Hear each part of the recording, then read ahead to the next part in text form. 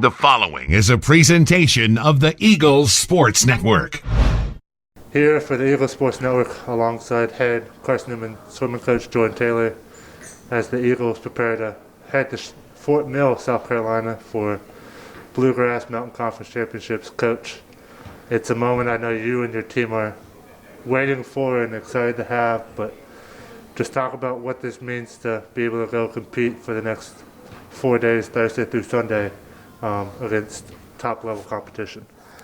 Yeah, like we've mentioned in a lot of our interviews, it's been kind of a season where you take it one day at a time. You're not guaranteed to even be able to practice. You're not guaranteed to have meets and stuff like that. And so the fact that we've been able to get through a somewhat normal season, we've had 8 meets, 10 including our inter-squad meets. We've been able to race fairly consistent, just with one postponed meet that got rescheduled for the spring. Our season's definitely looked different to a normal year. There's been a lot of modifications and restrictions we've had to follow, but we've been more than happy to follow that to allow us to be able to get into practice and get into competition. And just very grateful that we are here. We're on the cusp of being able to go. Like I said in all my meetings, we're not going to take it for granted that there could be some problems before we even get on the bus tomorrow, but fingers crossed everything going well, that we'll get on the bus and travel to Fort Mill tomorrow and be able to close out our season at a championship meet, like you said, against some top level competition, some of the best teams in the country. It's just going to be that big stage that we've been looking forward to, kind of go and represent the school and represent the swim program, and like I said, close out the season on a high.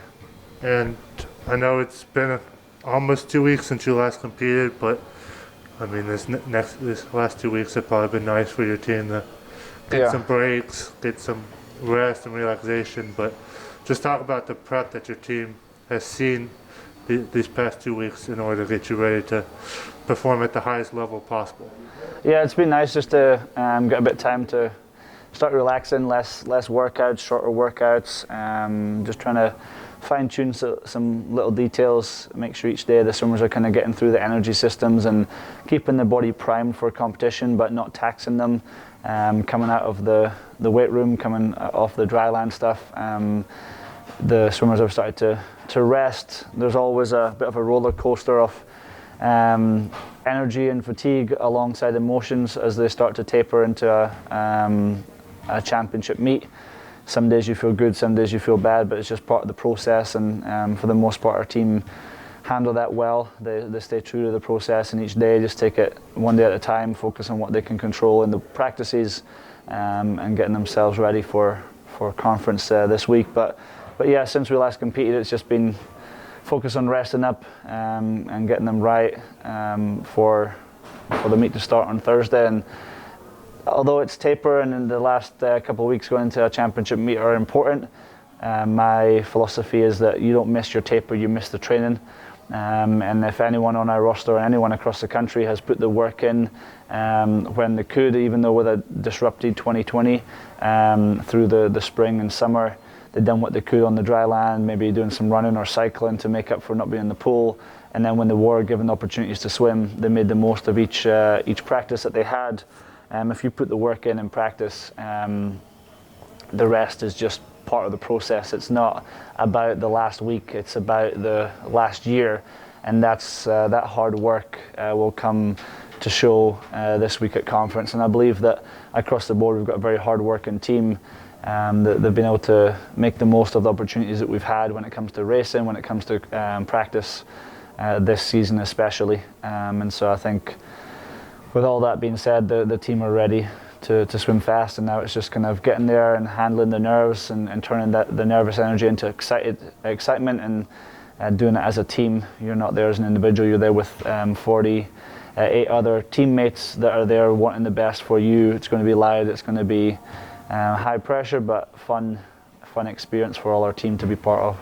And finally, a question I've asked you multiple times before, but what's the message to your team as you head into this meet, where it may not be the entire team like you mentioned, but you still have a solid group of people, but now you get to face off against opponents like Wingate and Queens, who are national powerhouses, and you've proven yourself to be one this year. But just talk about what the message to your team is as they look ahead to cheering on their teammates in Fort Mill. Yeah, I mean, I've got to talk to my team tomorrow night before we went over team dinner and get ready to go into the first day of the championships.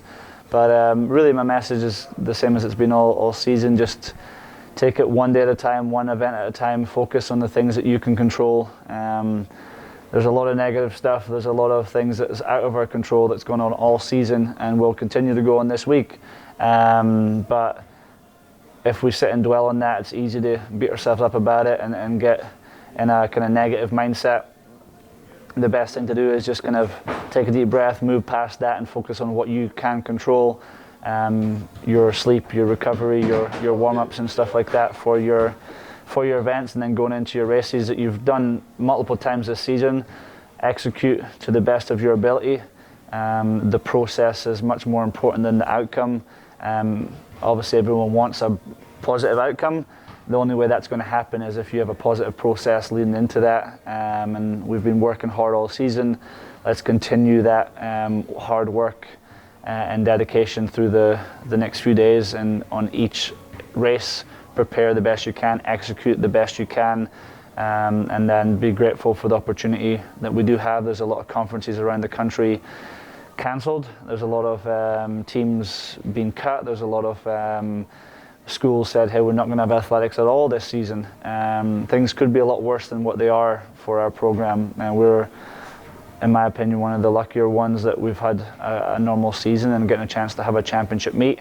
It's not perfect, it's not everything that we'd normally have, but hey, we have a championship. Let's go and compete and fight for every single race. Whether you're in the first heat, the last heat, you're in the A final or the C final, you're there representing yourself, your family, your school, your team. Let's go in and compete as hard as possible for every place, and that's going to put us in a great position come the end of the week for rankings within the conference, national rankings, people trying to qualify onto NCAAs in a few weeks' time.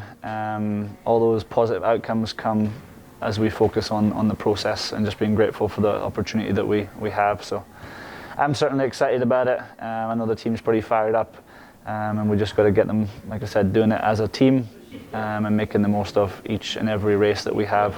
With a Carson-Newman athlete in the pool, we've got to be loud and we've got to try to win every race, whether it's a heat or a final. We want to be winning as much as possible and keep that energy rolling forward in our direction. All right, be sure to keep up with the action inside the pool for the Carson-Newman swim team as they head to Fort Mill for competition Thursday through Sunday. Here with head swimming coach Jordan Taylor, I'm Brian White. This is the Eagle Sports Network.